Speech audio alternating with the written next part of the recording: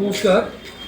17 December 2025 রবিবারে এইডসের thalassaemia সচেতনতার জন্য পদযাত্রা ও রক্তদান শিবির।